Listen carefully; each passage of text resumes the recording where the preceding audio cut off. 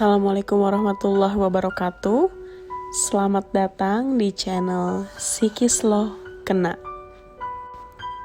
Hai Sobat Psikis semua, terima kasih sudah mengklik video ini. Sebagai bentuk dukungan kalian terhadap channel Psikis Lo Kena, jangan lupa untuk subscribe, like, komen, dan juga share channel Psikis Lo Kena ke semua sosial media kalian. Channel ini akan menyuguhkan cerita-cerita misteri atau horor yang berdasarkan kisah nyata. Jadi, bagi Sobat Psikis yang ingin berkontribusi atau ingin ceritanya dibacakan oleh channel Psikis Lo Kena, bisa kirim cerita kalian via email ke alamat email di bawah ini. Oke Sobat Psikis, langsung aja kita dengar ceritanya. Siap-siap, Psikis Lo Kena.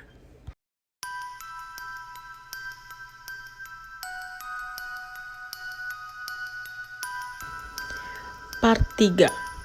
Hantu wanita itu muncul di atas Ane. Hari yang ketiga, Ane memutuskan untuk ikut pengajian saudara Ane yang meninggal dengan naik motor. Memang agak muter kalau lewat jalan di desa, tapi Ane pikir daripada Ane melihat hantu penampakan si wanita tersebut. Tapi tetap aja sih Gan, Ane harus menyeberang rel kereta api angker itu. Dalam perjalanan berangkat, Ane gak menemukan hal yang ganjil karena suasana desa habis selesai sholat isya masih rame dan Ane hanya menyeberang. Sementara Ane berangkat sendiri karena adik Ane gak kelihatan. Mungkin dia masih pergi dengan temannya. Kenapa Ane kesana sendirian gak bersama warga sekitar? Karena Ane beda desa. Jam 9, Ane pun langsung pamit pulang tanpa pikir panjang. Ane lewat jalan desa buat menghindar dari penampakan hantu wanita tersebut. Tetapi, untuk jalan pulang, Ane tetap harus lewat bawah rel. Kurang lebih 200-an meter dari rumah saudara Ane. Setelah Ane jalan, gak jauh Ane merasakan ban belakang Ane kempes. Hal yang apes terjadi lagi pada malam itu. Ane pun memutuskan untuk kembali ke saudara Ane untuk mengecek ban belakang motor Ane. Kok balik lagi? Tanya bude Ane. Kayaknya ban bocor, jawab Ane dengan menuntun motor. Tinggal aja, biar nanti ditambal besok sama om kamu, kata bude Ane. Dengan pasrah, Ane pun terpaksa menitipkan motor Ane ke bude Ane. Dan Ane pun terpaksa ngomong ke bude Ane kalau minta diantar karena jalan kaki sendirian. Alasan Ane capek karena tadi siang sibuk kuliah. Akhirnya Ane pun disuruh menunggu sampai jam 10 lebih untuk minta diantar om Ane. Kebetulan saudara Ane pulang kerja dari pabrik jam 10. Setelah lebih dari 1 jam Ane menunggu, datanglah saudara Ane. Ane lihat jam sudah menunjukkan pukul 10 lewat 25 menit. Dan kemudian datanglah om Ane. Anjrit, Ane pulang malam lagi, dalam hati Ane. Udah bawa aja motornya, ntar biar om pakai motor kamu.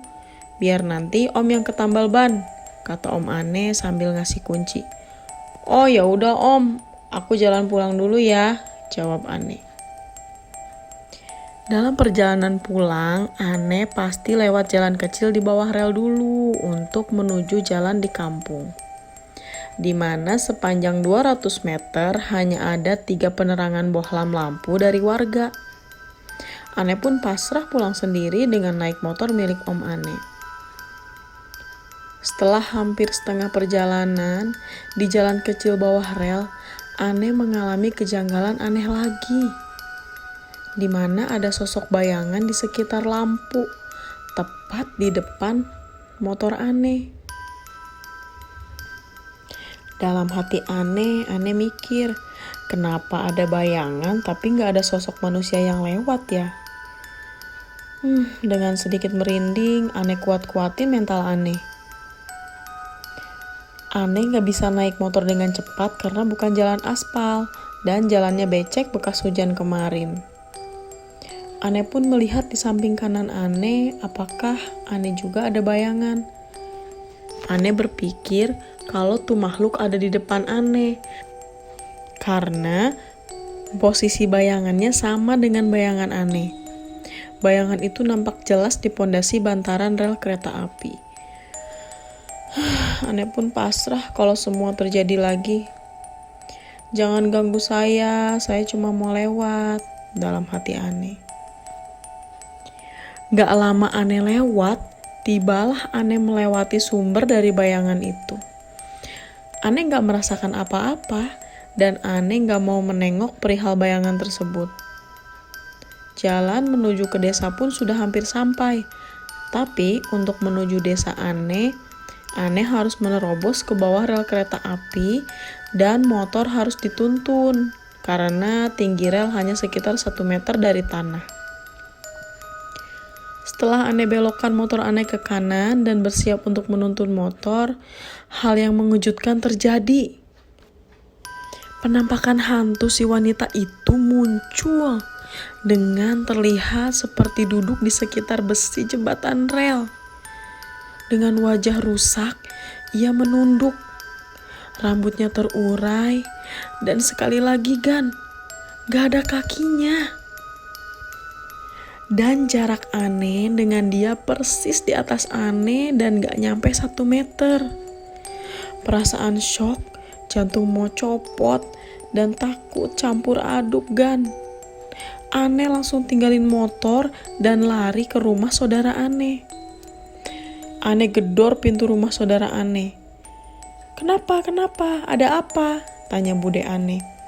Aku lihat penampakan wanita yang kecelakaan kereta api, Bude. Motor tak tinggal, kata Ane dengan nafas yang sesak. Gak lama kemudian, Ane, Bude, dan Om Ane pun langsung ke tempat di mana Ane melihat penampakan tersebut. Tentunya dengan mengambil motor yang Ane tinggal. Akses jalan menuju rumah saudara Ane di situ hanya 3 rumah, jadi sepi banget. Saya lihat di situ penampakan wanita yang kecelakaan kereta api, kata Ane menunjuk jari tangan Ane. Mana? Gak ada, jawab Om dan Bude Ane. Mereka pun gak melihat kalau ada sesuatu yang ganjil. Ane pun langsung memutuskan untuk pulang. Tapi Bude dan Om Ane membujuk agar Ane nginep di rumah Bude. Ane pun gak bisa menolak, karena mau pulang pun perasaan takut Ane masih teringat jelas dengan sosok si wanita itu. Kemudian setelah sampai di rumah saudara Ane pun tidur bersama Om Ane. Om Ane langsung tidur karena dia kecapean karena habis pulang kerja. Dan gerimis pun menghiasi kengerian malam itu. Gak lama kemudian, dari samping rumah Ane mendengar suara orang yang mengetok besi rel pakai batu. Ting, ting, ting. Tapi Ane gak peduli, karena Ane bersama Om Ane. Kalaupun si wanita itu masuk memperlihatkan wujudnya, Ane tinggal bangunin Om Ane. Tetapi suara tersebut makin lama bukan makin berhenti, malah makin sering terdengar. Ditambah suara seperti seseorang yang sedang menyeret sesuatu. Pikiran Ane, gak mungkin orang malam-malam iseng ketok besi rel kereta api, apalagi sedang gerimis, dan hantu wanita itu yang ngesot tanpa kaki di batu-batu samping rel ada dalam pikiran Ane. Gak lama kemudian Ane mendengar suara yang persis sama seperti kemarin saat Ane bersama adik Ane. Suara wanita yang merintih kesakitan.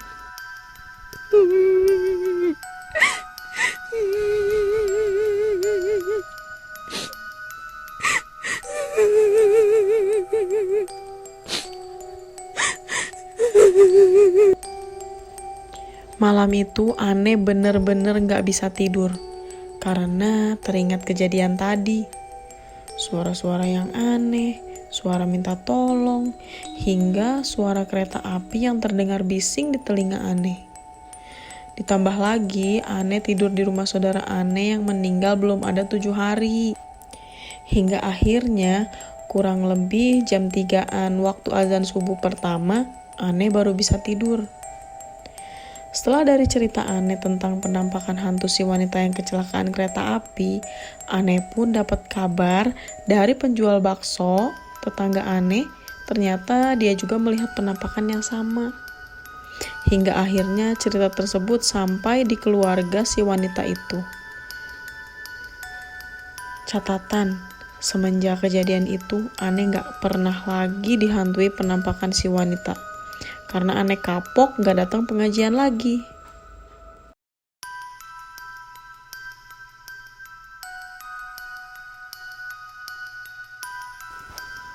Oke Sobat Psikis, kali ini ceritanya sampai di sini dulu, tapi jangan khawatir karena masih banyak part-part selanjutnya dari cerita rel kereta api horor ini yang akan kita upload di video selanjutnya.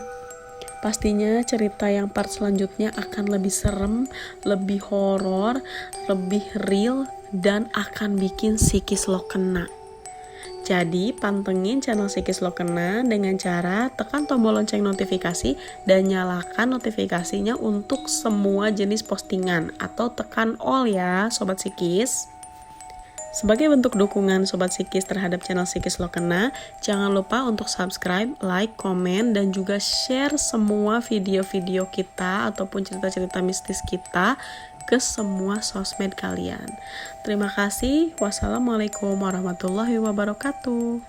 Bagi Sobat Psikis yang ingin berkontribusi atau ingin ceritanya dibacakan oleh channel Psikis Lo Kena, bisa kirim cerita kalian via email ke alamat email di bawah ini.